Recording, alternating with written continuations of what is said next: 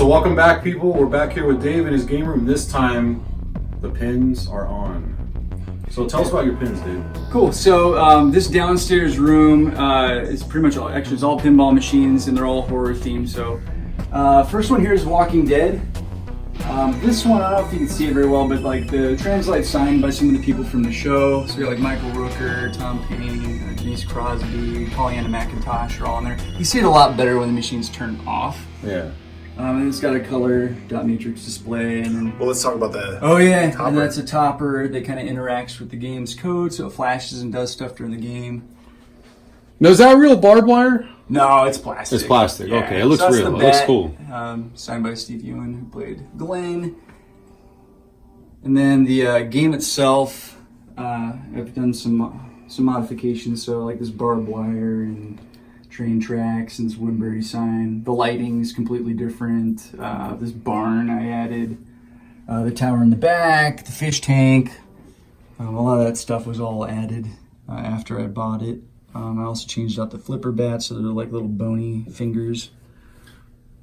Yeah. Now, obviously, these pinball machines that you own, you're a big fan of them, but I think I remember us talking about how this is one you play the most. Is that true? Yeah, probably play The Walking Dead more than any of them. It's just a game I always come back to. This one's also the code. It's running like a modified code, so the music is Nine Inch Nails and Radiohead. And then it's also got a bunch of quotes from the movie, from the TV show. And it is a very R-rated version, so it's got lots of bad words, which is just awesome. So what you mean by code is, for people that may not know, these pinball machines run programming, like literally a code that dictates the rules, establish how scoring works. Yeah, and when different switches go off, it makes different sounds happen. So a lot of those sounds have been replaced with other sounds from the show. Now tell us about Creatures. Creature's one of the oldest ones you have, isn't it? Kinda. So for a while. The very first pinball machine I ever bought was Creature from the Black Lagoon. This is not the same machine. This one's actually, this is a nicer one. But I sold the one that I had, and then I regretted it, and I ended up buying another one. So this one, like I said, is a little bit nicer than the other one. It's got like a green powder coat. I think we mentioned it maybe in a different episode, but the translate signed by Rico Browning and Julia Addams. What about the topper? And I added that guy, and I made the little platform that he sits on. He's kind of overlooks the game. Yeah, it works. Yeah. The speaker grill is modified, so like all the tail lights light up, and like the marquee for the drive-in has sequential lights and Very stuff. cool. It's definitely a throwback theme. Not only is it Creature from the Black Lagoon, it's really at its core a drive-in movie 50s, theme. 50s drive-in theme. What year? So it's kind of two themes in one. What year did this pin come out? I think 92. 92, that's correct. Yeah. And look at these cars. That's pretty cool. So some more customization from Dave. He added some classic cars, LED lighting. It really makes it pop. Yeah, and then the plunger handle is also the creature's head down here. And the green also, the green powder coating is a nice touch too. Thank you. What do we got And then next? Now we got Scared Stiff. Scared Stiff. This is signed by Elvira. So I took that translate, I popped it out and took that to a show that she was at locally. And she signed that for me, so that's kind of cool. So this one's modified. It's got LEDs as well. That topper is actually a fogging skull pile that I got at Spirit Halloween. It works. You can hook it up to a fog machine and like fog will come out of the eye holes and stuff, which is kind of fun. And then the game itself, I've got a few modifications.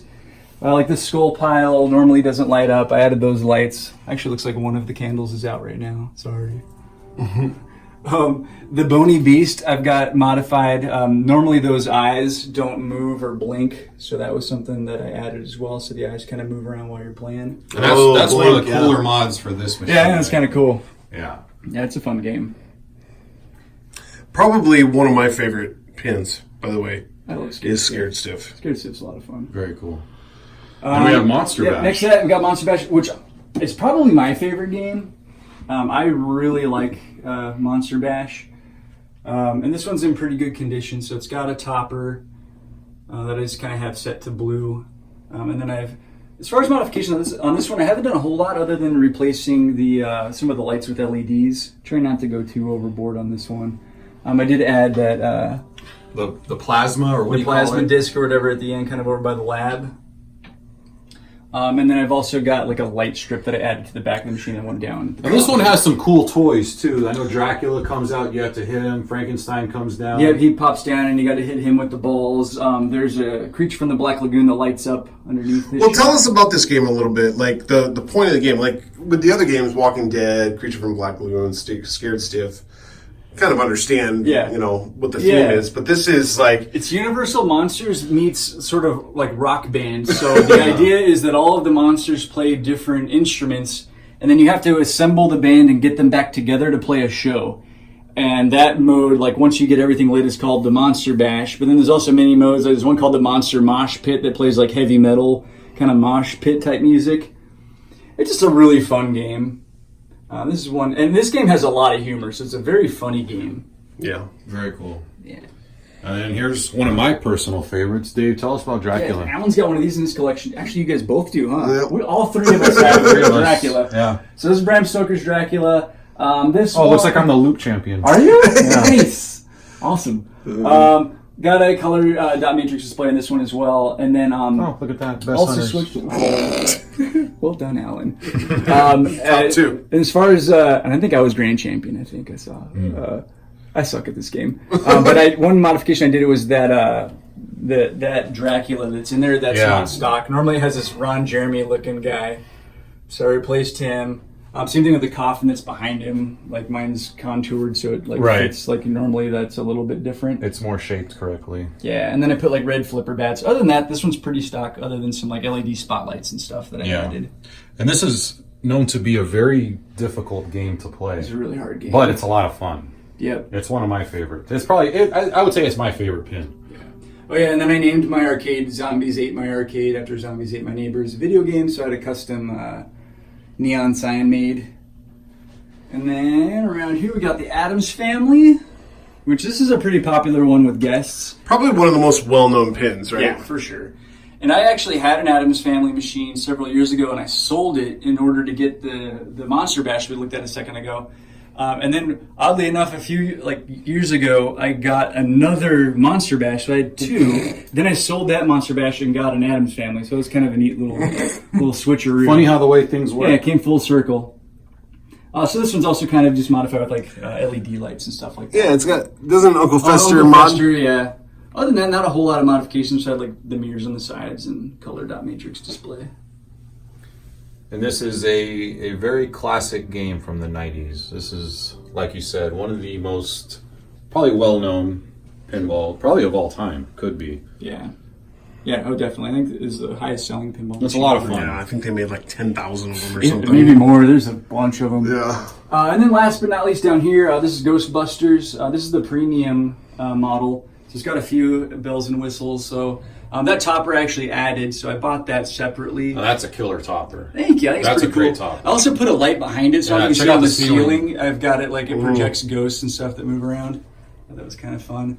And then the translate, you can't see it well at all because the lights are on. Oh, there he is. Over here we got Ernie Hudson. That pops really well when the game's turned off. You can see it. Something to note is that Ernie Hudson did the call-outs on this game. Yep, he did all the voice work. This game has some modifications, so like I added the inner side art, which actually I did on Walking Dead as well. There's a really cool modification on the Stay Puft Marshmallow Man, so when you get to certain modes in the game, he actually moves back and forth and walks like he's stomping through New York City. There's a few little odds and ends throughout the machine that I've added. And you said this was a premium model? Yeah, this is a premium. Yeah, so there's a few differences between the premium and the pro.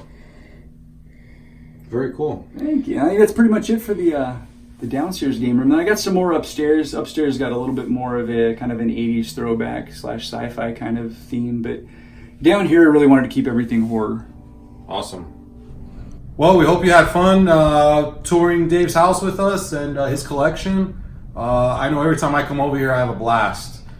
Dave, thanks for showing us for sure. the tour of your house, and join us for our next video. Yep, see you next time.